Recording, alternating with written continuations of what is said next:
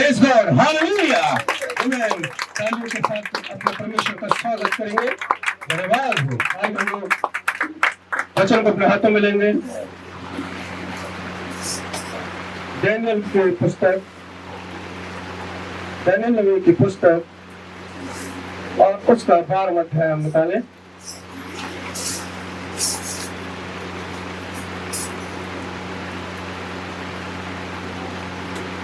Hallelujah, आमेन। हमने निकाल लिया तो हम इनके साथ जवाब देंगे। आमेन। डैनियल नबी की पुस्तक और उसका 12वां अध्याय। आमेन। उसी समय मिकाएल नामक बड़ा प्रधान, जो तेरे जाति भाइयों का पक्ष करने को खड़ा रहता है, वह उठेगा। तब ऐसा संकट का समय होगा जैसा किसी जाति के उत्पन्न होने के समय से लेकर अब तक कभी ना हुआ ना होगा। परंतु उस समय तेरे लोगों में से जितनों के नाम परमेश्वर की पुस्तक में लिखे हुए हैं, वे बच निकलेंगे। जो भूमि के नीचे सोए रहेंगे, उनमें से बहुत से लोग जाग उठेंगे। कितने तो सदा के जीवन के लिए और कितने अपनी नामधराई और सदा तक अत्यंत घिनौने ठहरने के लिए। तब सिखाने वालों की चमक आकाश मंडल की सी होगी, और जो बहुतों को धर्मी बनाते हैं, वे सर्वदा तारों के समान प्रकाशमान रहेंगे। परंतु हे दानियल, तू इस पुस्तक पर मोहर करके इन वचनों को अंत समय तक के लिए बंद रख। बहुत से लोग पूछताछ और ढूंढान करेंगे, और इससे ज्ञान बढ़ भी जाएगा। यह सब सुन मुझ दानियल ने दृष्टि करके क्या देखा कि और दो पुरुष खड़े हैं, एक तो नदी के इस तट पर और दूसरा नदी के उस तट पर है। तब जो पुरुष सन का वस्त्र पहने हुए नदी के जल के ऊपर था, उससे उन पुरुषों में से एक ने पूछा, इन आश्चर्य कर्मों का अंत कब तक होगा? तब जो पुरुष सन का वस्त्र पहने हुए नदी के जल के ऊपर था, उसने मेरे सुनते दाहिना और बायां अपने दोनों हाथ स्वर्ग की ओर उठाकर सदा जीवित रहने वाले की शपथ खाकर कहा, ये दशा 3.5 साल तक ही रहेगी।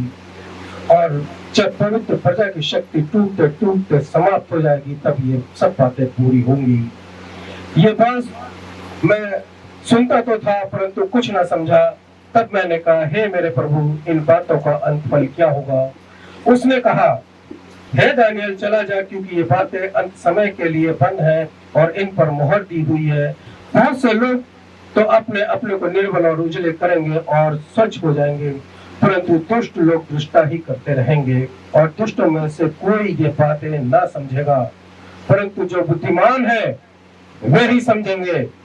जब से नित्य होम बलि उठाई जाएगी और ये घिनौनी वस्तु जो उजाड़ करा देती है स्थापित की जाएगी, तब से 1290 दिन बीतेंगे। क्या ही धन्य वे जो धीरज धर कर 1335 दिन के अंत तक भी पहुंचे। अब तू जाकर अंत तक ठहरा रहे और तू विश्राम करता रहे, और उन दिनों के अंत में तू अपने निज भाग पर खड़ा होगा। आमीन। हालेलुया। आइए हम प्रार्थना करें। धन्यवाद हमारे महान अनुग्रहकारी पिता प्रभु जी, धन्यवाद के साथ हम एक बार फिर उपस्थित हैं। और पिता, इन बच्चों के लिए प्रभु जी आशीष चाहते हैं, जिन्होंने एक मौसम के प्रभाव से संघर्ष करके अपने आप को आपकी उपस्थिति में लेकर आए हैं। क्योंकि खुदावन, हमसे तो ना हो सकता था, परंतु आपकी आत्मा के द्वारा सब कुछ संभव था। सो प्रभु जी, इन्होंने विजय को हासिल किया है, क्योंकि खुदावन ये भूखे और प्यासे हैं। हम सब पिता प्रभु आपसे उस मेज से उस रोटी को लेना चाहते हैं, जो जीवन की रोटी है, जो अनंत जीवन को हमें देती है। प्रभु, हमारा यहाँ पर इकट्ठा होना व्यर्थ ना होने पाए। पिता, अपने सेवक को पवित्र कर, ताकि पिता इस पवित्र वचन को वो सही जगह इस्तेमाल करने पाए, क्योंकि हमारे अंदर तो कोई काबिलियत और कोई लियाकत है नहीं। हम तो केवल इस पुस्तक के पन्ने को पलट सकते हैं, हम इधर से उधर कर सकते हैं और अपनी बातें बना सकते हैं। लेकिन पिता, जब आपका आत्मा आता है तो आपकी ही बातों में से लेकर सब कुछ समझा देता है। सो पिता, हमें आपका आत्मा चाहिए। उस आत्मा को यहाँ पर जुम्बिश करने दीजिए और होने दीजिए कि हम आपके पवित्र वचन में से प्रभु जी, उस मन्ना में से तृप्त होकर और आनंद मनाते हुए यहाँ से लौटने पाए। पर यीशु मसीह के सामर्थ्य और पवित्र नाम में मांगते हैं, आमीन। हम बैठ सकते हैं। एक बार फिर तालियों से अपने परमेश्वर का स्वागत करेंगे। वो महान परमेश्वर हमारे बीच में उपस्थित है। जैसा कि हमने अभी डैनियल नबी की पुस्तक में से पढ़ा, मिकाएल प्रधान जो अपने जाति भाइयों का पक्ष लेने के लिए खड़ा होगा, ये बातें जिब्राइल फरिश्ता डैनियल को समझा रहा है। अंत के समय में क्या होने जा रहा है, जितने लोगों के नाम जीवन की पुस्तक में लिखे हुए हैं वो तो बच निकलेंगे, और जो भूमि में सो गए हैं वो उठ खड़े होंगे, और फिर एक बड़ा कलेश शुरू होगा जो 3.5 साल का होगा। आप सब कुछ जानते हैं इस विषय में, परंतु मैं यहां पर एक आपको कुछ और दिखाना चाहता हूं। इस 12वें अध्याय के अंदर अभी हमने जो पढ़ा, इसमें कुछ महत्वपूर्ण, कुछ विशेष पद आयतें ऐसी हैं जिनके बारे में हमें देखना है। यूं तो पूरी बाइबल के अंदर हर एक पद एक महत्वपूर्ण है, हर एक आयत, हर एक पद, यहां तक कि हर एक शोशा, हर एक बिंदु का अपना एक महत्व है। लेकिन ये महत्वपूर्ण मैं इसलिए कह रहा हूं क्योंकि ये कुछ विशेष है, ये कुछ विशेष लोगों के लिए है, ये सारे संसार के लिए नहीं है। पवित्र शास्त्र, ये बाइबल पूरे संसार के लिए है। जो कोई भी इस पर विश्वास करे वो नाश ना हो बल्कि अनंत जीवन पाए। लेकिन कुछ बातें ऐसी हैं जो महत्वपूर्ण है, जो कुछ विशेष लोगों के लिए होती है। आपको याद होगा जब यीशु पूरे इज़राइल के अंदर जगह जगह घूम के जा के वहां पे स्वर्ग का प्रचार करता था, स्वर्ग के राज का प्रचार करता था, अनंत जीवन का प्रचार करता था, पापों से बचाने के लिए प्रचार करता था। कभी वो यहूदिया में, कभी सामरिया में, कभी गलील में, कभी काना में, कभी त्रियास की झील के पार, तो कभी बेथलेहम में, जगह वो घूम के प्रचार कर करके सबको अनंत जीवन और स्वर्ग राज की बातें बताया करता था। लेकिन जब महत्वपूर्ण बातें होती थी, जो भेद की बातें होती थी, जो सीक्रेट होते थे, वो उन बातों को केवल उन्हीं को बताता था जिनका नाम लेके उसने बुलाया है। वो सारी दुनिया के लिए, सारे इज़राइल के लिए नहीं होती थी। वो केवल सीक्रेट, वो भेद की बातें वो उनको बताता था जिनका नाम लेके उसने बुलाया है। वो केवल उन्हीं को ही बताएगा जिनका नाम लेके उसने बुलाया है, और वो उनका नाम जानता है। वो बाकी लोगों के नाम नहीं जानता है। बाकी लोग जी रहे हैं, यहां तक कि बहुत से लोग इस चर्च के अंदर भी आके बैठे हैं, चल रहे हैं, फिर रहे, जी रहे हैं, वो नाम नहीं जानता है। वो केवल उनका नाम जानता है जिनके नाम उसके मेमने के जीवन की पुस्तक में लिखे हुए हैं, स्वयं उसकी पुस्तक में लिखे हुए हैं, स्वयं उसके जीवन में लिखे हुए हैं। वो केवल उनके नामों को जानता है, अदरवाइज वो किसी को नहीं जानता है। तो आइए हम देखते हैं डैनियल नबी की पुस्तक के 12वें अध्याय में से, अंडरलाइन करें, मैं उन आयतों को बता रहा हूं, फिर उसके ऊपर हम थोड़ा ध्यान देंगे। 4 चौथा पद, डैनियल नबी की पुस्तक और उसका 12वां अध्याय, और हम जो अंडरलाइन करेंगे वो चौथा पद छठा पद, 8वां पद, 9वां पद और 13वें पद को हम अंडरलाइन करेंगे।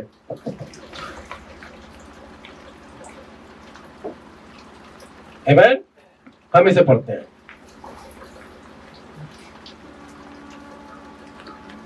आमीन।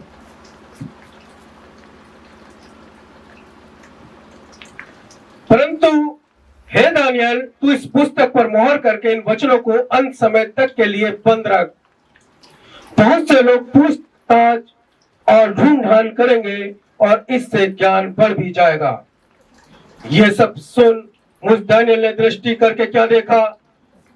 छठा पद, तब जो पुरुष सन का वस्त्र पहने हुए नदी के जल के ऊपर था, उससे उन पुरुषों में से एक ने पूछा, इन आश्चर्य कर्मों का अंत कब तक होगा? 8वां पद, यह बात मैं सुनता तो था परंतु कुछ न समझा। तब मैंने कहा, हे मेरे प्रभु, इन बातों का अंत फल क्या होगा? क्या आप इन पदों में कोई एक रूपता, एक समानता, कोई एक विशेषता देख रहे हैं? आप इन बातों को पकड़ते हुए चलना। उसने कहा, हे दानियल, चला जा, क्योंकि ये बातें अंत समय के लिए बंद है और इन पर मोहर दी हुई है। 13वां पद, अब तू जाकर अंत तक ठहरा रहे और तू विश्राम करता रहेगा और उन दिनों के अंत में तू अपने निज भाग पर खड़ा होगा।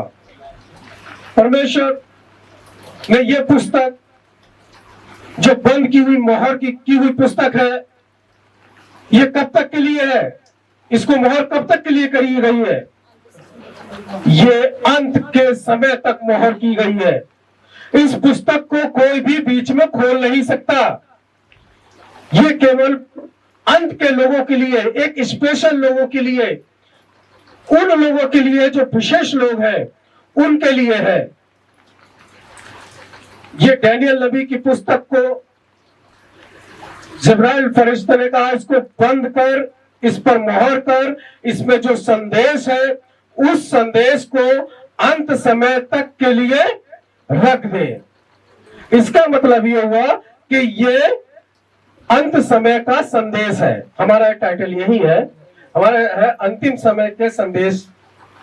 ये अंतिम समय के लिए संदेश है, ये अंत समय का संदेश। अगर हम इसको इंग्लिश में कहें तो एंड टाइम मैसेज होगा। ये आप एंड टाइम मैसेज बिलीवर है, जो आप जो यहां पर बैठे हुए हैं, आप एंड टाइम मैसेज बिलीवर है। ये संसार के लिए ये पुस्तक नहीं है, ये तमाम डिनोमिनेशन के लिए नहीं है, ये नामधारी लोगों के लिए नहीं है, ये किसी के लिए, उन लोगों के लिए नहीं है। ये केवल आखिरी समय के संदेश वालों के लिए, उन विश्वासी के लिए है जो अंत समय के संदेश पर विश्वास करते हैं।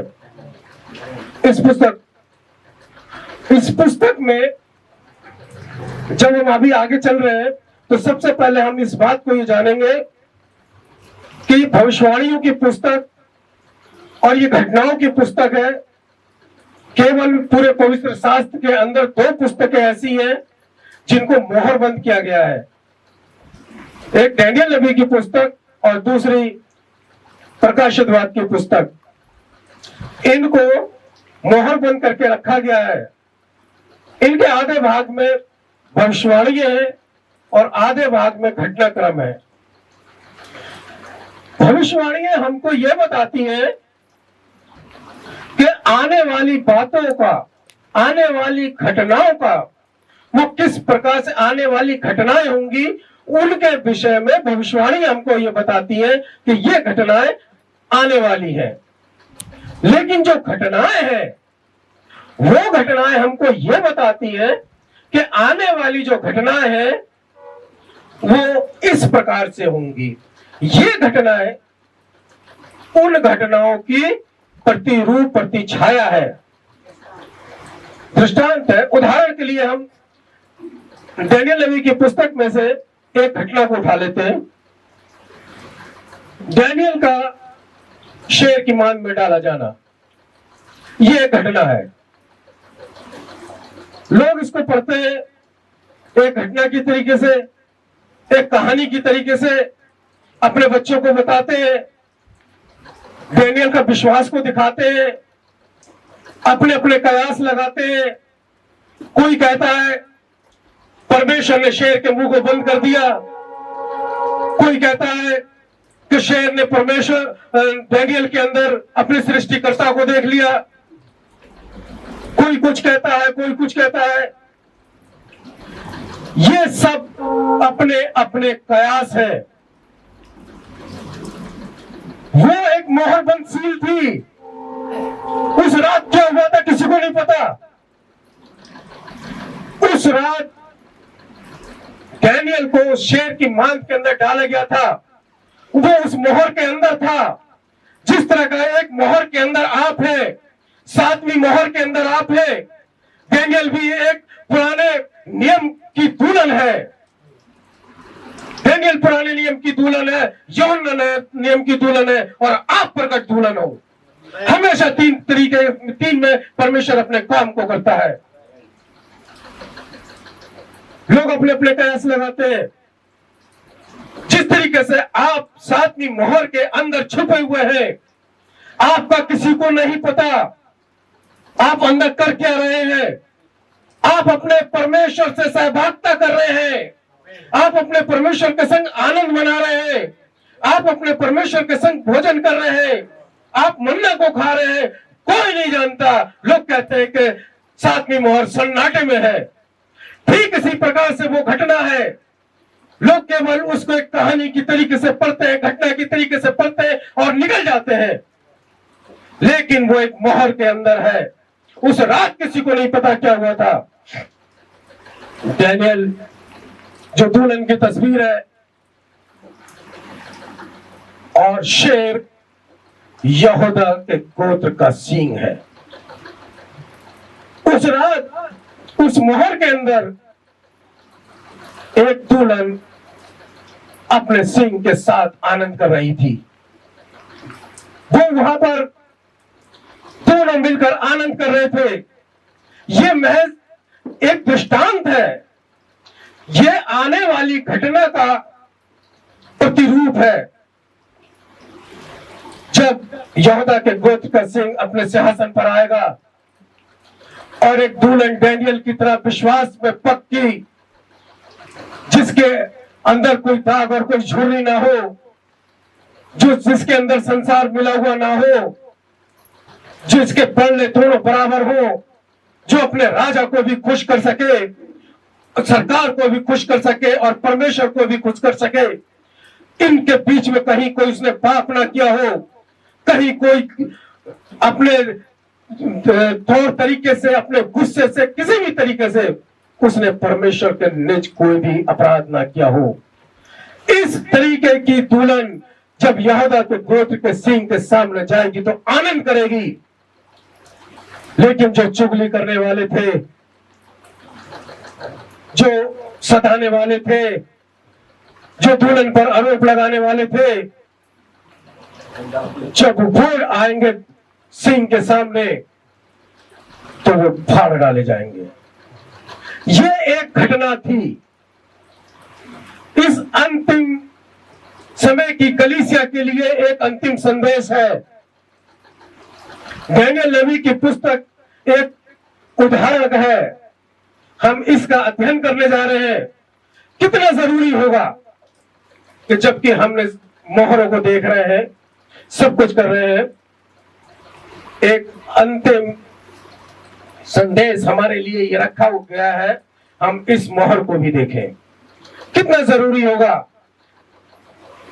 एक स्वर्गदूत, जिब्राइल स्वर्गदूत ने एक संदेश को लिफाफे में बंद करके आपको दिया है। क्या आपके अंदर इतनी जिज्ञासा ना हुई? क्या आपने कभी इतना ना सोचा कि इस बंद लिफाफे के अंदर जो स्वयं जिब्राइल दूत ने दिया है, हम लाइव उस दूत का संदेश देखें। जिब्राइल दूत का संदेश तो हम चाहता क्या है? आखिर हमारे जीवन होना कैसा चाहिए? आखिर हमें जीना कैसा चाहिए? क्या एक ही ढाबे पे चर्च आए चले गए, जीवनों में कोई फर्क नहीं होना चाहिए? आइए हम देखते हैं कि जब तक परमेश्वर के साथ परमेश्वर के बच्चे चलते थे, रहते थे, तब तक परमेश्वर उनके साथ था। लेकिन जब उसने उनके बच्चों ने परमेश्वर को छोड़ दिया और तमाम दुनियादारी में फंस गए, तब परमेश्वर ने उनके साथ क्या किया है। आइए डेनियल नबी की पुस्तक इसका अध्ययन करेंगे हम। इसका पहला अध्याय निकालें।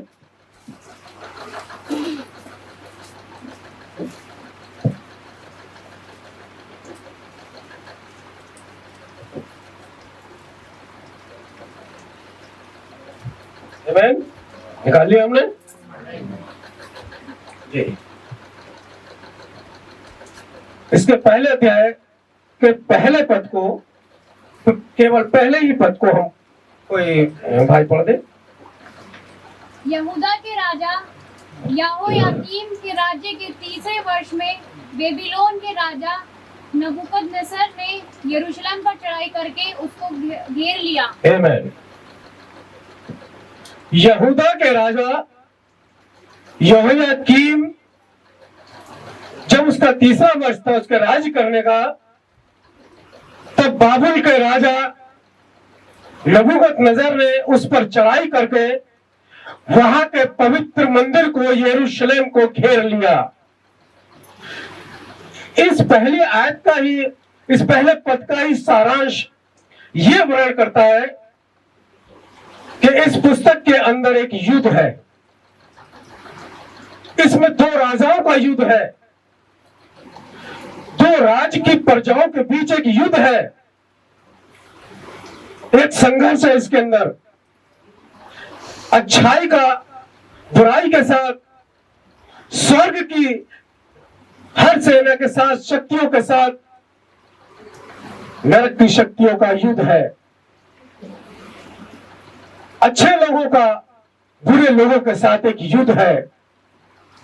यहां पे एक युद्ध को दर्शाया गया है, लेकिन फर्क इसमें इतना है कि जैसे एक कयास हम लोग लगाते हैं कि एक परमेश्वर के लोग विजय हो जाते हैं हर बुराई के ऊपर, लेकिन यहां पर उल्टा ही मामला है। बाबुल ने, जो कि गड़बड़ियों का प्रदेश है, जो कि गड़बड़ियों का देश है, उसने परमेश्वर के मंदिर के ऊपर कब्जा कर लिया है, उसको घेर लिया है। क्यों घेर लिया है? थोड़ा सा नजर डालते हैं हम इन दोनों राजाओं पर।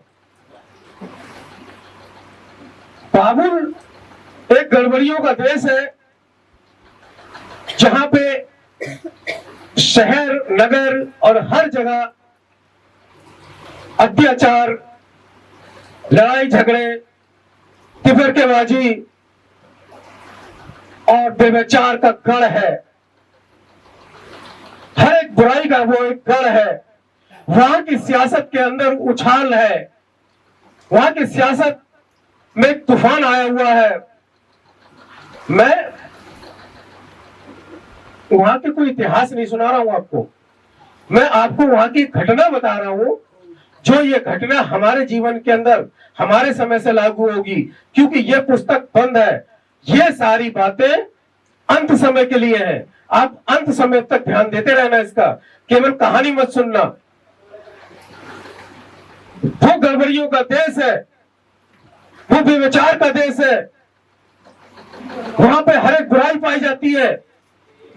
वहां पे केवल इस बात से लोग संतुष्ट होते हैं कि उनको दिमागी और शारीरिक संतुष्टि मिले। वो अपने शरीर को संतुष्ट करना चाहते हैं और अपने दिमाग को संतुष्ट करना चाहते हैं, बाकी आत्मा से उनका कोई भी लेना देना नहीं है। तमाम जितनी भी गड़बड़ी है सब वहां पर पाई जाती है। लेकिन यहूदा देश एक परमेश्वर का देश है। जब इजराइल का बंटवारा हो रहा था, तब 10 गोत्र जिन्होंने उत्तरी गोलान को लिया और 2 गोत्र बचे 12 गोत्रों में से, जिसमें यहूदा और लेवी थे। इन्होंने उत्तरी गोलान को लिया और ये उत्तर की तरफ बस गए और उत्तरी क्षेत्र में दक्षिणी क्षेत्र में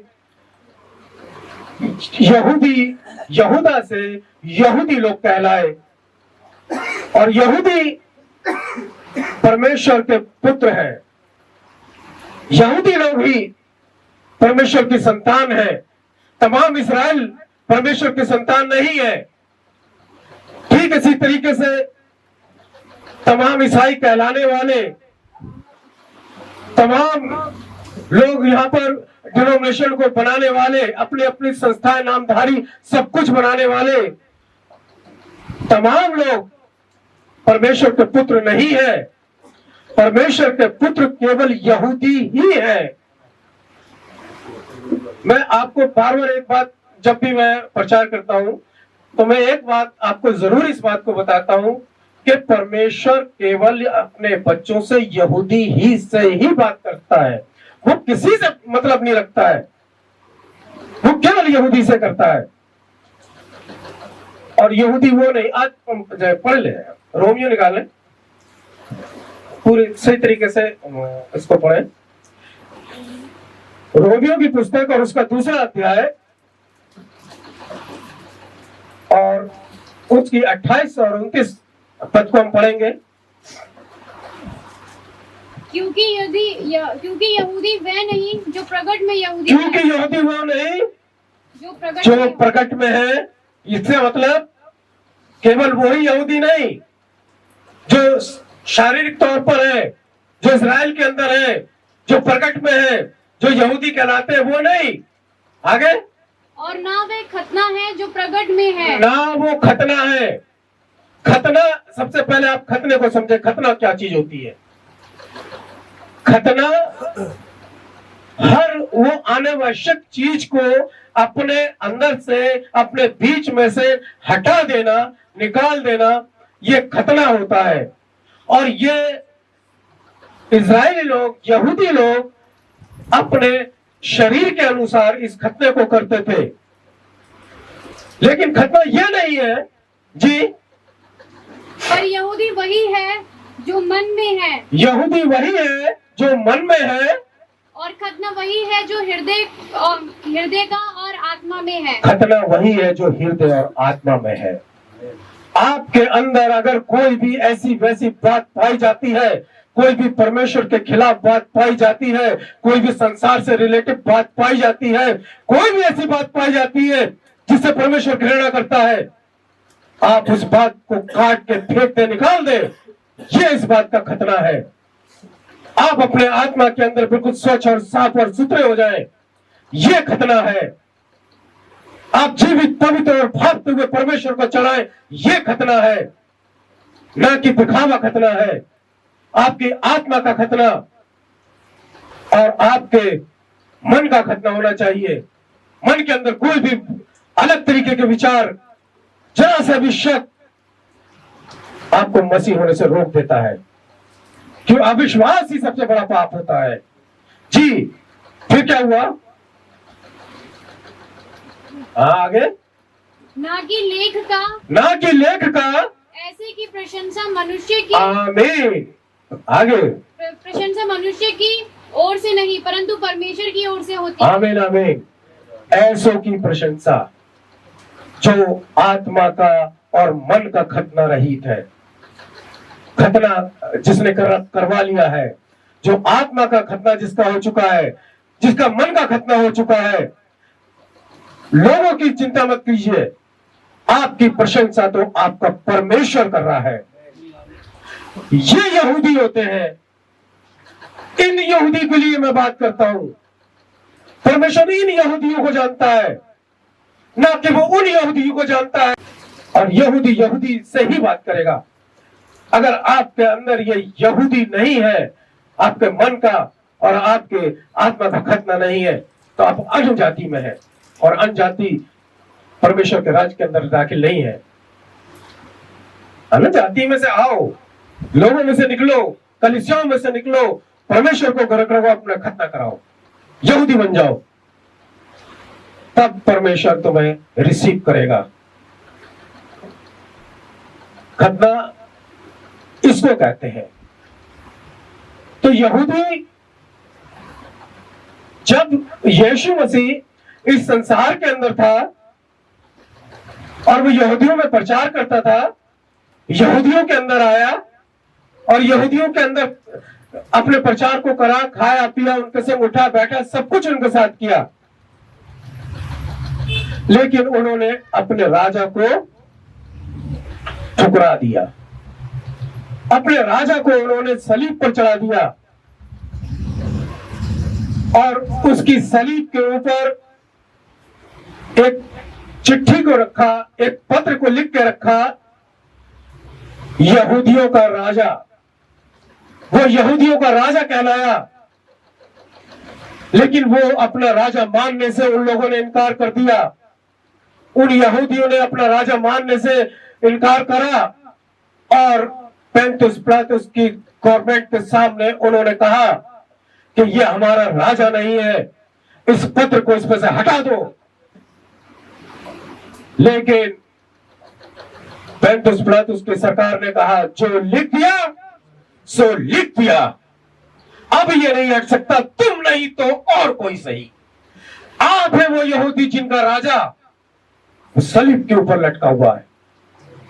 उस सलीब के ऊपर जिसने अपने प्राणों को दिया, जिसने अपने लहू को बहाया, वो आपका राजा है, ना कि आप उनका राजा। वो तो अपनी गर्दन कटा के जाएंगे, अब बेनिफिट तो आपका है, आप तो सीधे के सीधे स्वर्ग में उठाए जाएंगे, आपके लिए बेनिफिट अब है, आप उनके लिए नहीं है।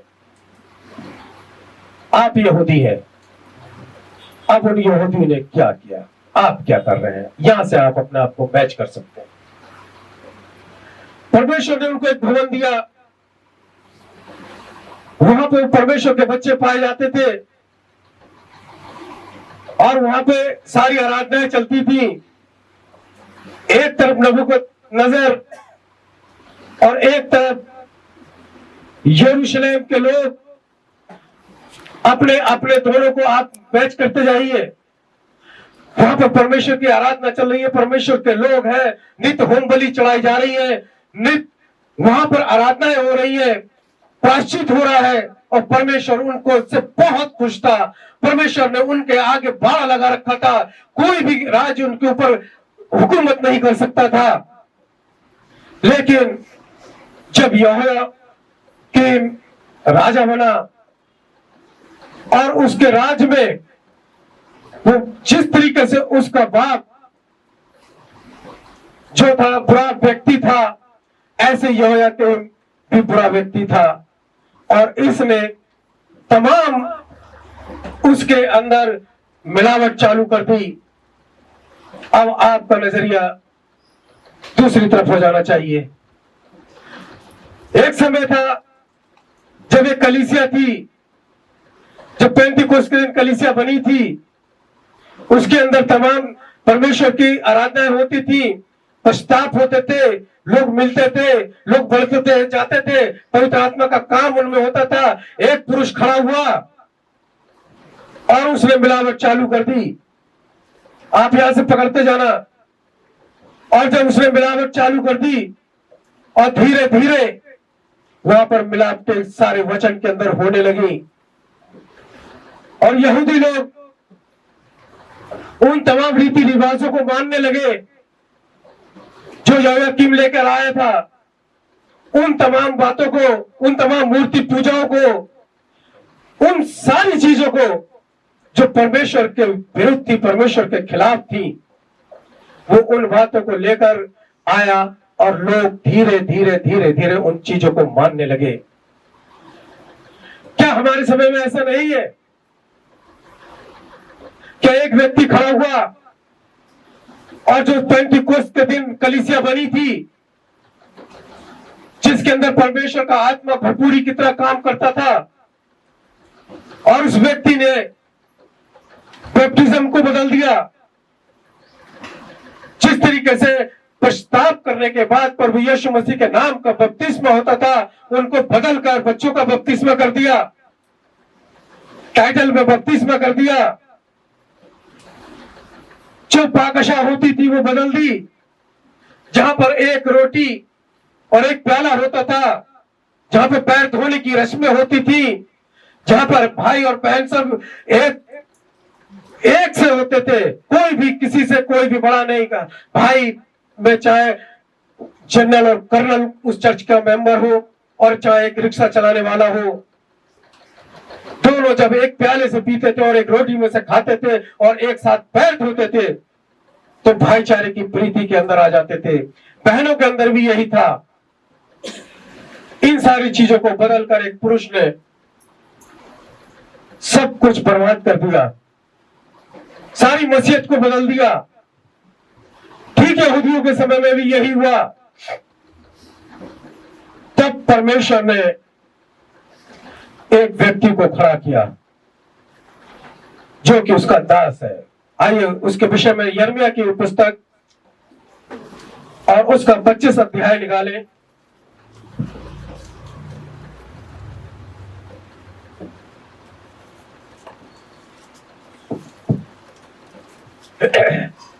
यिर्मयाह की पुस्तक और उसका 25वां अध्याय और उसके 8वें पद को हम पढ़ेंगे।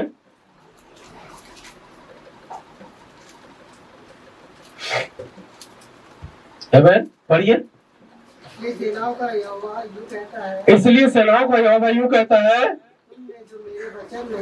तुमने जो मेरे वचन नहीं माने, सुनो, मैं उत्तर में रहने वाले सब कुलों को बुलाऊंगा, मैं उत्तर में रहने वाले सब कुलों को बुलाऊंगा, अपने दास बाबुल के राजा, अपने शब्दों पर ध्यान देना, अपने दास बाबुल के राजा नबूकदनेस्सर को बुलवा भेजूंगा और उन सबों को इस देश और इसके निवासियों के विरुद्ध और इसके आसपास की सब जातियों के विरुद्ध भी ले जाऊंगा और इन सब देशों को का मैं सत्यानाश करके उन्हें ऐसा उजाड़ दूंगा कि लोग इन्हें देखकर ताली बजाएंगे, वरन ये सदा उजड़े ही रहेंगे। यहोवा की यही वाणी है। आमीन। क्या आपने देखा? क्या ये आपके समय की बात है? क्या जब सारी परमेश्वर की कलीसिया बदल गई और उसने तमाम तौर तरीके, तमाम रीति रिवाज, तमाम मूर्ति पूजा अपने अंदर ले ली, तो परमेश्वर ने आपके लिए एक नबूकदनेस्सर को भेजा, अपने दास को भेजा। आप बहुत अच्छी तरीके से जानते हैं, मैं किसी का नाम नहीं लेना चाहता।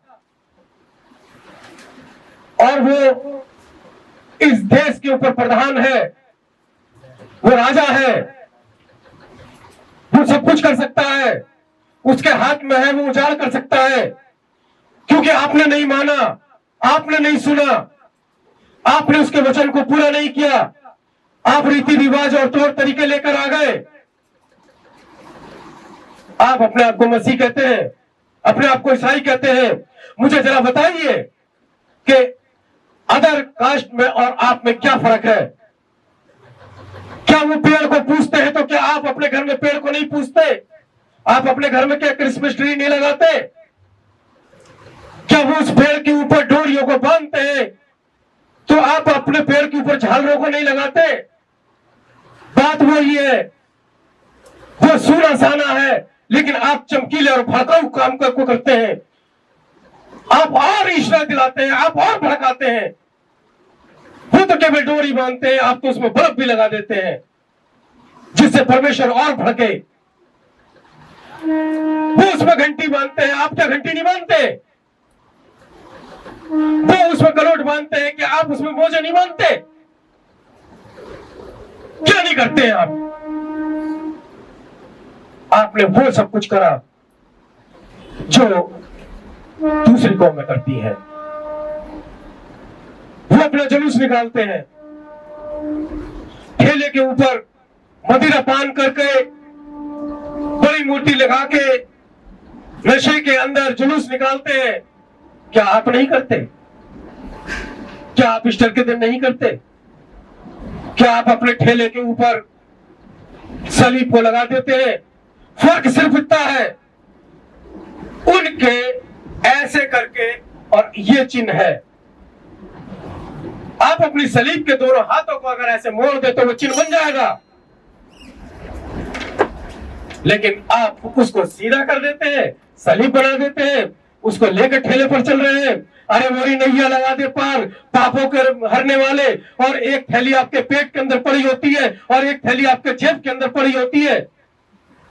उछलते कूदते नाचते गाते हुए मदिरा पान करके नशे की हालत में आप भी जा रहे होते हैं। क्या फर्क है? क्या नहीं किया उसने?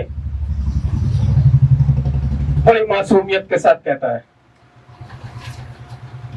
मैंने मिट्टी खोदी, कंकड़ पत्थर बीने, उपजाऊ बनाया और इसमें दाखलता लगाई, लेकिन जब मैंने फल की इच्छा चाही तो मुझे कुछ ना मिला। अब मैं क्या करूंगा इसके साथ पता है?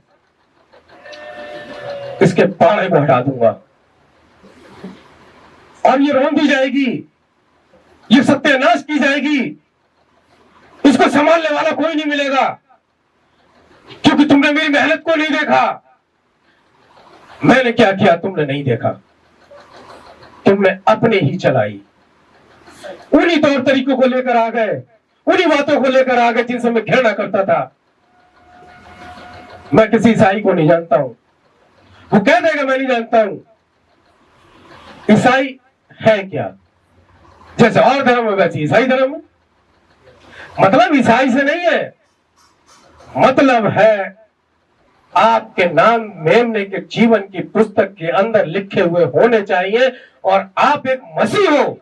आपके बोलने चालने से, चलने फिरने से, उठने बैठने से, बातचीत करने से, हर एक तरीके से केवल और केवल केवल मसीह आपके में से झलके। बहुत कठिन बात है ये सुनना, और सुनने के बाद फिर उसका खतना भी होना चाहिए। कानों का भी खतना होता है। स्टेफनुस कहता है, ए मन और कान के खतना रहित लोगों, तुम क्यों पवित्र आत्मा का सामना करते हो? जिस तरीके से तुम्हारे बाप दादों ने किया, भविष्यवक्ताओं को मार डाला, उनकी नहीं सुनी, ठीक इसी तरीके से आज ये भविष्यवक्ताओं की पुस्तक आज हमारे सामने जो कह रही है, हम इनकी बातों को नहीं सुनते, हम इन पर कान नहीं लगाते, केवल उतना ही सुन के और यहां से जैसे बाहर जाते हैं फिर हमारे वही काम। ये बाहर वालों के लिए है ही नहीं। मैं आपसे बात कर रहा हूं, अपने कलीसिया से बात कर रहा हूं। मैं हमारी कलीसिया के अंदर परमेश्वर के बच्चे, जो परमेश्वर के बच्चे कहलाते हैं, उन जिनको परमेश्वर ने टैलेंट दे रखा है, वो अपने टैलेंट को और चीजों में आजमाते हैं, जगह जगह आजमा रहे हैं, दूसरी तरीके से आजमा रहे हैं। परमेश्वर ने अगर तुम्हें कुछ दिया है, अगर वो तुम्हारी चिंता करता है तो तुम भी उसकी चिंता करो। और उन्होंने उन कामों को करा जिन कामों से परमेश्वर घृणित, बहुत घृणा करता है। सबसे ज्यादा घृणा वो करता है मूर्ति पूजा से ही। और उन्होंने उन सारे कामों को वहां पर करना चालू कर दिया और परमेश्वर का कोप भड़का और परमेश्वर ने अपने दास नबूकदनेस्सर के हाथों में उनको कर दिया। और ठीक इसी तरीके से आज भी सारे क्रिश्चियनिटी को आज राजा के हाथ में कर दिया गया है।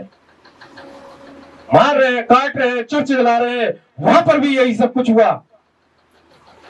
वहां पर भी यरूशलेम के मंदिर को तोड़ा गया, वहां पर भी खून बहाया गया।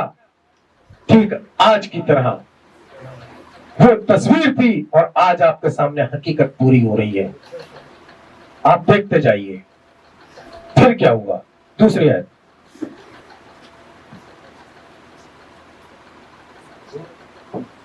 पढ़ेंगे। तब परमेश्वर ने यहूदा के राजा यहोयाकीम को परमेश्वर के भवन में कई पात्रों सहित उसके हाथ में कर दिया। तब परमेश्वर ने क्या करा?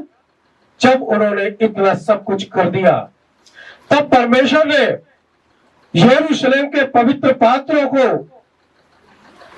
बाबुल के राजा नबूकदनेस्सर के हाथों में कर दिया। और वो पवित्र बर्तन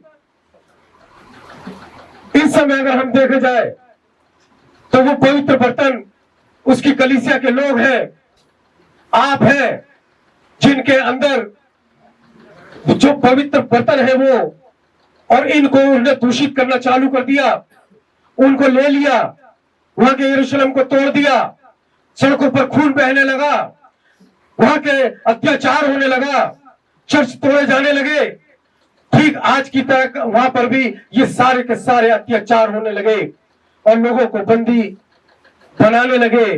ठीक आज भी उन पवित्र बर्तनों को ले लिया गया है, कुछ लोगों को नाश कर दिया गया, कुछ को मार दिया गया, कुछ को खत्म कर दिया गया और कुछ को बैकस्लाइड हो गए। कुछ ने तो कह दिया कि हमें तो जबरदस्ती ईसाई बनाया गया है। बहुत कुछ हुआ जी। तीसरी, तब उस राजा ने अपने फौजों के प्रधान अश्पनज को आज्ञा दी कि इजरायली राजपुत्रों और प्रतिष्ठित पुरुषों में से ऐसे कई जवानों को ला 5 तक पढ़ना, जो निर्दोष, सुंदर और सब प्रकार की बुद्धि में प्रवीण और ज्ञान में निपुण और विद्वान और राजमंदिर में हाजिर रहने के योग्य हों, और उन्हें कसदियों के शास्त्र और भाषाओं की शिक्षा दे। राजा ने आज्ञा दी कि उसके भोजन और पीने के दाखमधु में से उन्हें प्रतिदिन खाने पीने को दिया जाए। इस प्रकार 3 वर्ष तक उनका पालन पोषण होता रहे, तब उसके बाद वे राजा के सामने हाजिर किए जाएं। वहां पर जब ये सब कुछ हो रहा था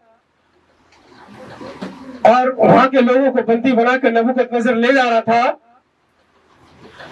तब दानियल और शद्रक, मेशक, अबेदनगो, जो हननिया, मिशाएल और अजरिया, जिनका असली नाम था, इन लोगों को लिया। और दानियल, आप जानते हैं कि वो दुल्हन की तस्वीर है, लेकिन शद्रक, मेशक और अबेदनगो ये वो तस्वीर है जो लूथरन, वेस्ली और पेंटिकोस्टल की तस्वीर है, जिन्होंने विश्वास के द्वारा धर्मी जन ठहरने का अपने आप में दिखाया, जो आग का बपतिस्मा लेकर निकल कर आए, जिन्होंने कठिनाई सही और उस आग के बपतिस्मे से निकलकर जब आप यहां पर देखेंगे तो लूथरन, वेस्ली और पेंटिकोस्टल, इनका समय चल रहा था और बहुत से लोग उसमें बचाए जा रहे थे, सही मैसेज पर चल रहे थे। लेकिन इनके जाने के बाद शद्रक, मेशक, अबेदनगो की इतनी सेवकाई के बाद फिर इनका पूरी पुस्तक में कहीं नाम नहीं मिलेगा। इनके जाने के बाद, इन 3 सेवकाई के जाने के बाद फिर लोग अपनी अपनी ठहरे पर लौट आए। ठीक उसी समय जिस तरीके से इन्होंने यहां पर किया, और नबूकदनेस्सर ने इनमें से इन 4 व्यक्तियों को, जो कि विश्वासी हैं, इन लोगों को निकाला, बुलाया। नौजवान, सुंदर, परिचित, पढ़े लिखे, बलवान टाइप, बिल्कुल अमीर दिखने वाले ऐसे लोग थे। क्योंकि वहां पर एक दिलचस्प रीति यह है कि जब भी बाबुल किसी भी राज के ऊपर चढ़ाई करता था और उसको घेर लेता था, उसको जीत लेता था, तब वहां के उन नौजवानों को लेता था और उन नौजवानों को लेकर उनको अपनी तरीके से शिक्षित करता था, अपने तौर तरीके, अपने रीति रिवाज उनके अंदर भरता था, उनका ब्रेन वॉश करता था और उनको लेकर और फिर उसी राज्य के अंदर पदाधिकारी बना देता था। इस तरीके से नबूकदनेस्सर राजा की सरकार इन प्यादों के जरिए पूरी तरीके से उस राज्य के ऊपर काबिज रहती थी।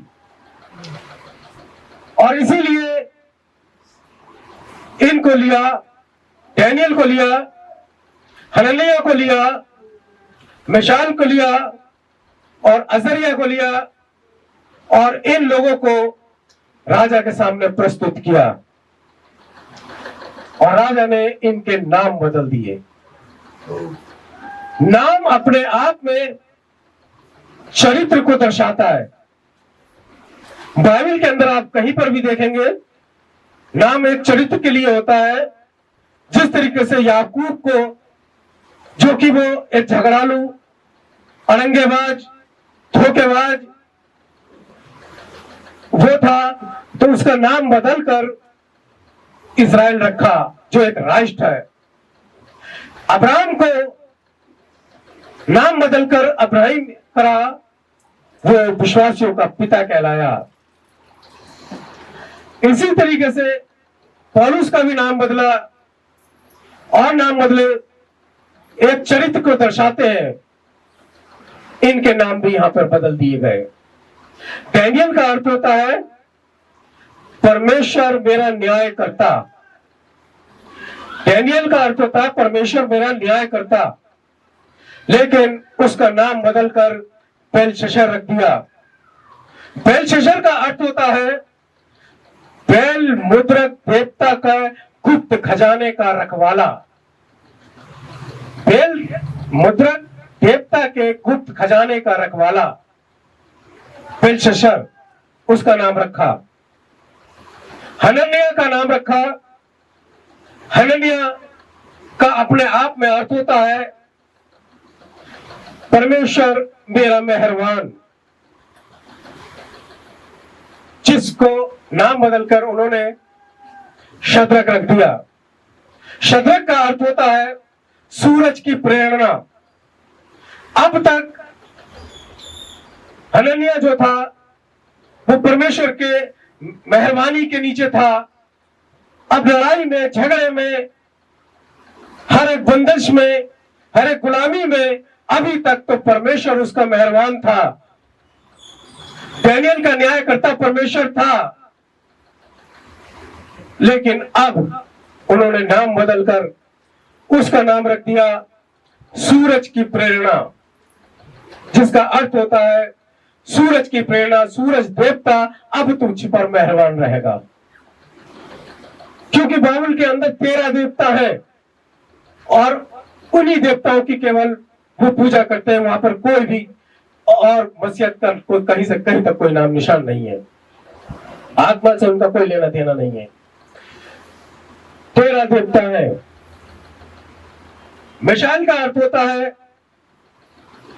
परमेश्वर के स्वरूप, परमेश्वर की तरह, और उसका नाम जोशेवा देवी का सेवक, उसका नाम रख दिया। अब वो परमेश्वर के स्वरूप में नहीं, अब जोशेवा देवी के लिए उसकी सेवा करेगा। अब वो उसके लिए जिएगा, उसके लिए मरेगा। अब ये उसका काम करेगा। और अजरिया का, जिसका नाम होता है, मतलब होता है परमेश्वर मेरा सहायक, और उसका नाम बदलकर उन्होंने रख दिया अबेद-नगो, नेबो देवता का दास। अब वो नेबो देवता का दास हो गया। लेकिन नाम बदल देने से इन लोगों ने अपने आप को नहीं बदला। ये सारी परेशानियों में आपका बपतिस्मा ऐसे नहीं मिल गया इन तीनों को। वो एक घटना है जो मैं आपको ये बताने जा रहा हूं कि वो घटनाएं हैं किस तरीके से आगे घटेंगी। हम आग के बपतिस्मे तक के हम इंतजार तो करते हैं, आग के बपतिस्मे के लिए हम तैयार तो है कि प्रभु वो आग हम पे गिरा दे, वो आत्मा यहाँ पे उंडेल दे। झेल नहीं पाएगा कोई। अगर जरा सा भी गड़बड़ी जीवन में पाई जाती है तो वो आग भस्म करके भी रख देगी। झेल नहीं सकता कोई उस आग को। उन्होंने ऐसी उस आग का बपतिस्मा नहीं लिया, बहुत कष्ट झेले हैं। उन नामों के बावजूद भी उन्होंने अपने आप को नहीं बदला। वो अपनी जगह अड़िग रहे। अब वो परमेश्वर से ही प्रार्थना में लगे रहते थे। उन्होंने अपने परमेश्वर को नहीं छोड़ा। कितनी भी मुश्किलें आने दो, कितनी भी परेशानी आने दो, कितनी भी सरकार हमारे खिलाफ हो जाने दो, सरकार का जो सरकार का है वो सरकार को दो। सरकार से मुंह मत मोड़ो, उसे गाली मत दो। वो परमेश्वर का दास है, उसी ने खड़ा किया है, उसी ने उसको बैठाया गद्दी पे ताकि ये सूप फटका जाए और जितने भी ढीले ढाले, जितने भी भूसी में लिपटे हुए लोग हैं, जितने भी भूसी में गेहूं का दाना है और अपने आप को उसमें से निकाल नहीं पा रहा है, छोड़ नहीं पा रहा है, वो तो फटकने के साथ निकल जाएगा, बाहर हो जाएगा, लेकिन दाना ही दाना बचेगा। फटका तो जाएगा, उठा पटक तो होगी तुम्हारे जीवन में, चर्च तुम्हारा भी तोड़ा जाएगा। हो सकता है यहां पर भी आके खड़े हो जाए, बंदूक के नोक के ऊपर कितने भाग जाएंगे, कितने लोग कह देंगे कि हमें पैसे देके ईसाई बना रहे थे, कितने लोग कह देंगे मैं खुद पहले हिंदू था, मुझे जबरदस्ती यहां पर खड़ा कर दिया है। बहुत बहुत मुश्किल है। जो यहां पर टिका रहेगा, जान देने तक वफादार रहो। जो जान देने तक वफादार रहेगा वो ही बच पाएगा। इन लोगों को अपने नाम के प्रति इन लोगों ने जरा सा भी संदेह नहीं किया। वो जानते थे कि तू मनुष्य की रीति पे हमारे नाम तू बदल सकता है, तू तेरे पास अधिकार है, तू गवर्नमेंट है, तू राजा है, तू कुछ भी कर सकता है, लेकिन हम भी कुछ कर सकते हैं। हमारे पास परमेश्वर है, हम उसकी आराधना कर सकते हैं। हमें आराधना करने के लिए कोई रोक नहीं सकता। हम खुले में नहीं करेंगे, हम जाके अपने कमरे में बंद करेंगे, अपने परमेश्वर को खुश करेंगे। और शद्रक, मेशक, अबेदनगो जो कि लूथरन, पेंटिकोस्ट और मेथोडिस्ट, जॉन वेस्ली जो था, ये मेथोडिस्ट जो लेकर आया, ये मेथोडिस्ट वाली नहीं, मेथोडिस्ट वो मेथड अब इसमें मिला दिए हैं, लेकिन वो परमेश्वर के मेथड के ऊपर हर एक वो काम जो परमेश्वर करता था वो उसमें होते थे। तो ये सारी चीजें वो लेकर चलते थे और वहां पर टिके नहीं। तब क्या हुआ आगे? 7वीं आयत। खोजों के प्रधान ने उनके दूसरे नाम रखे, अर्थात डैनियल का नाम उसने बेलशस्सर, हनन्याह का शद्रक, मिशाएल का मेशक और अजर्याह का नाम अबेदनगो रखा। परंतु डैनियल ने अपने मन में ठान लिया कि वह राजा का भोजन खाकर और उसके पीने का दाग मधु पीकर अपवित्र न होए। बस। परंतु डैनियल ने अपने मन में ठान लिया कि वो राजा का भोजन खाकर और उसका दाग मधु पीकर अपवित्र ना हो। यहां पर अगर हम किसी भी तरीके से थोड़ा सा भी मिलावट कर लेते हैं, वो गुलामी में थे, उनके सामने एक ऑफर रखा गया था, वहां पर एक पार्टी चल रही थी, राजा के जीत की पार्टी थी, और राजा ने वहां पर जीत की पार्टी के अंदर तमाम नाना प्रकार का भोजन रखा था। उस भोजन के अंदर थोड़े अलग तरीके के भी मांस थे जो डैनियल यहूदी लोग पसंद नहीं करते, वो भी थे उसके अंदर, शराबें थी, सब कुछ था। और इन बच्चों को ऑफर किया गया, इनको संसार ऑफर किया गया, इनको संसार का लालच दिया गया, संसार की बातों के लिए इनसे कहा गया खाना केवल मुंह से नहीं होता है। वो एक दृष्टांत था हमारे लिए, लेकिन आज जो हमारे सामने डैनियल जैसे लोग हैं, शद्रक, मेशक, अबेदनगो जैसे लोग हैं, उनके सामने संसार जब भी कोई चीज परोसता है, जब भी उनके सामने कोई अच्छी चीजें आती है और वो अपने कानों को खोल लेते हैं, कानों से कुछ ना कुछ वो रिसीव करते हैं। जरूरी नहीं है कि वो मुंह से रिसीव करें, वो अपनी आंखों से रिसीव करते हैं, मोबाइल के अंदर चले जाते हैं। बहुत सी ऐसी चीजें हैं जिनको वो रिसीव करते हैं, जिन्हें नहीं करनी चाहिए। विश्वासी को एक विश्वासी बने रहना चाहिए, चाहे वो अकेले में हो, चाहे वो रजाई के अंदर क्यों ना हो। रजाई ओढ़ के और कंबल ओढ़ के, चादर ओढ़ के, उसके अंदर वो क्या कर रहा है, कौन सी फिल्म देख रहा है, कौन सी वो रील देख रहा है। अपने आप को जांचो, अपने आप को परखो। हम उस अंतिम समय के संदेश के अंदर हैं, हम वहां से मैच कर रहे हैं अपने आप को। परमेश्वर ने उन्हें नहीं छोड़ा था, उनकी प्रगति कर दी थी, उनको उस दास के हाथ में कर दिया था। आप कान से रिसीव करते हैं, कोई भी किसी ने भी ऑफर किया उस चीज को ले लेते हैं। अवसरवादी, इसको अवसरवादी कहते हैं। मैं कैसे वहां पे रह पाता, मैं कैसे ये करता, कैसे वो करता। अरे काम लेने के लिए थोड़ी सी संगति की जरूरत तो पड़ जाती है। अगर मैं उनके संग बैठता, थोड़ी सी अगर उनके संग नहीं लेता, तो फिर वो मुझे ठेका नहीं देते। अगर मैं वो मेरा लोन जो मैं करवाता हूं, वहां पे साहब थोड़ी खिलानी पिलानी पड़ती है। मेरे अलग अलग काम, अलग अलग तरीके, अलग अलग बातें। अवसरवादी लोग परमेश्वर के चाहने वाले नहीं है। ये सुख विलास के चाहने वाले हैं, अपनी भलाई के चाहने वाले हैं। आड़ लेते हैं परमेश्वर की, कोई भी मजलिस में बैठ जाते हैं, कोई भी सोसाइटी में बैठ जाते हैं, कैसे भी लोगों के संग संगति कर लेते हैं, कुछ भी हो वो खा लेते हैं।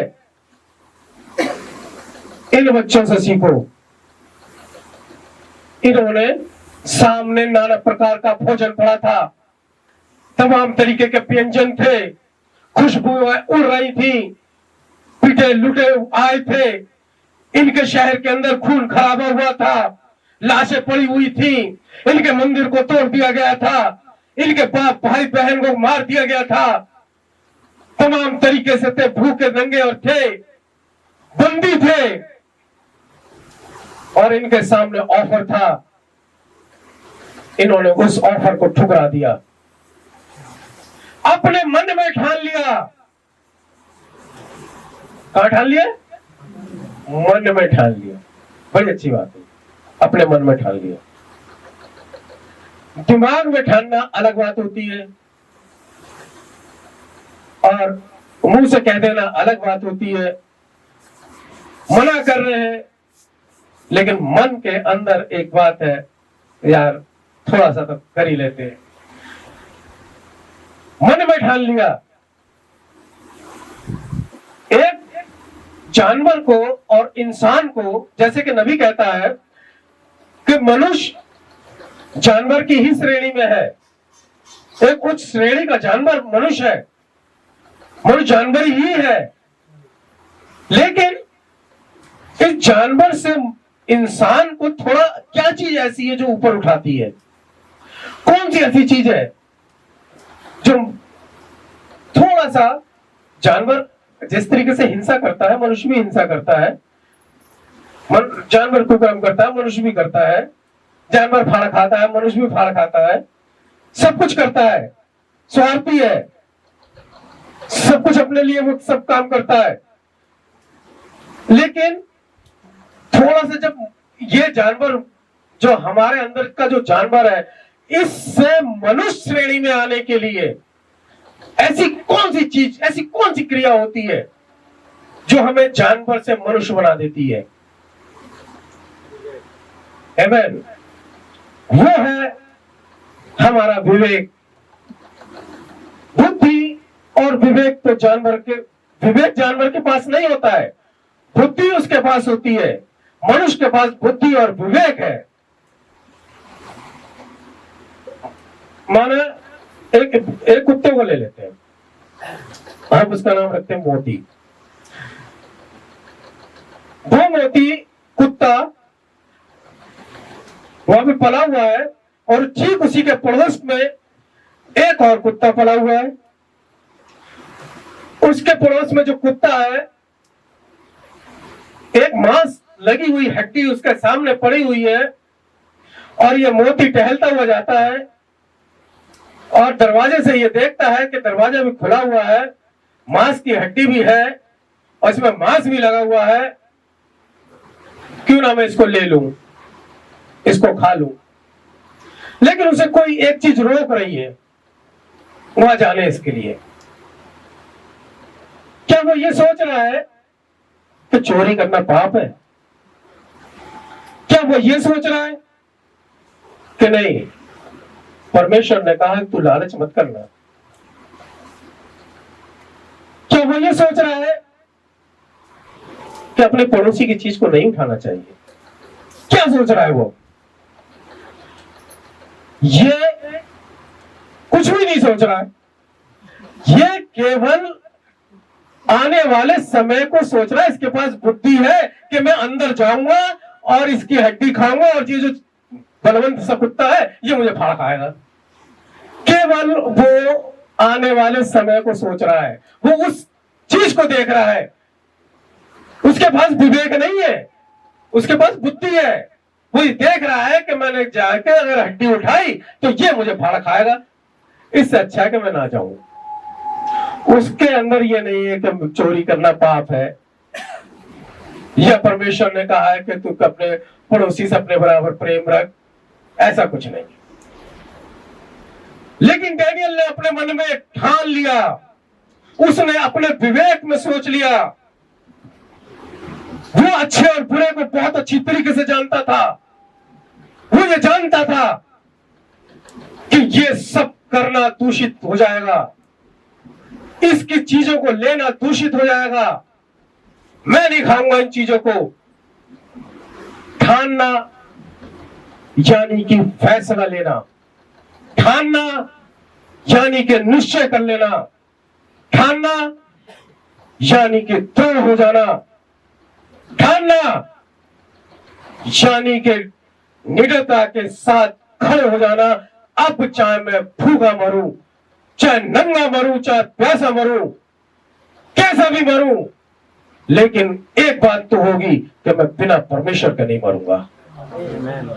अगर मैंने इसकी चीजों को ले लिया तब मैं जरूर बिना परमेश्वर के मर जाऊंगा। और उसने अपने मन में ठाना कि मैं इनकी चीजों को नहीं लूंगा।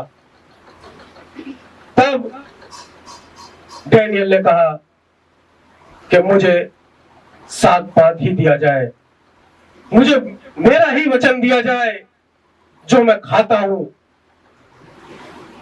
जो मैं खाता हूं मेरा वाला वचन दिया जाए। उसने कहा मर जाओगे, इसको लोगे मर जाओगे, तुम्हारी शक्लें बिगड़ जाएंगी, तुम और नौजवानों की तरह नहीं रहोगे, तुम्हारे चेहरे की लाली खत्म हो जाएगी। और राजा ने मुझसे कहा है, खोजों के प्रधान ने कहा कि राजा ने मुझसे कहा है कि इन्हें वो ही दे जिससे इनकी रौनक बढ़ती जाए, जिनसे ये बलवंत होते चले जाए, जिनसे इनका ब्रेन वॉश होता चला जाए, जिससे ये बलिष्ठ होते चले जाए, जिससे ये मेरे देश के लिए, मेरे राज्य के लिए ये एक अधिकारी, एक काम करने वाला ठहरने पाए। लेकिन उसने कहा कुछ भी हो, मैं 10 दिन का समय देता हूं, आप 10 दिन के अंदर देख लें। अगर मैं अपने तरीके से अपना खाना खा के जीवित रहा, अपना खाना खा के मेरे चेहरे पर लाली रही, अपना खाना खा के मैं हष्ट और पुष्ट रहा, तो मुझे हमेशा के लिए यही दिया जाए। जी हाँ, आगे बढ़े। परमेश्वर ने खोजों के प्रधान के मन में डैनियल के प्रति कृपा और दया भर दी।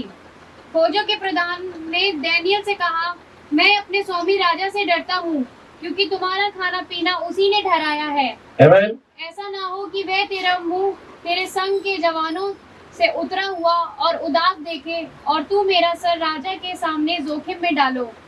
तब डैनियल ने उसे मुखिया से, जिसको खोजे के प्रधान ने डैनियल, हनन्याह, मिशाएल और अजर्याह के ऊपर देखभाल करने के लिए नियुक्त किया था, कहा, मैं तुझसे विनती करता हूँ कि अपने दासों को 10 दिन तक जांचे, हमारे खाने के लिए सागपात और पीने के लिए पानी ही दिया जाए। फिर 10 दिन के बाद हमारे मुंह और जो जवान राजा का भोजन खाते हैं उनके मुंह को देख, और जैसा तुझे देख पड़े उसी के अनुसार अपने दासों से व्यवहार करना। आमीन। डैनियल ने और शद्रक और मेशक अबेदनगो ने अपने आप को उसके आगे नहीं डाला, राजा की भी बात को मानी, राजा के बात भी पूरी उसने करी, और लेकिन परमेश्वर के विरुद्ध भी उन्होंने कोई गुनाह नहीं किया। आज हम उसी स्थिति के अंदर हैं, उसी दौर से गुजर रहे हैं, जबकि राजा ने आज्ञा निकाल दी है, जबकि सख्त आदेश हो चुके हैं। कोई भी चर्चेज अब नहीं होंगे ऐसे, कोई भी संगठन ऐसे नहीं बैठ पाएगा। उनको अपने तौर तरीके, अपना राष्ट्र चाहिए, उनकी तरीके से आप चलेंगे। लेकिन परमेश्वर ने आपके लिए एक मैसेज पहले ही रख छोड़ा है, वो आपका कुछ भी नहीं कर सकते, क्योंकि आपने परमेश्वर का ध्यान रखा, आपने परमेश्वर के वचन का ध्यान रखा। परमेश्वर आपका ध्यान रखेगा।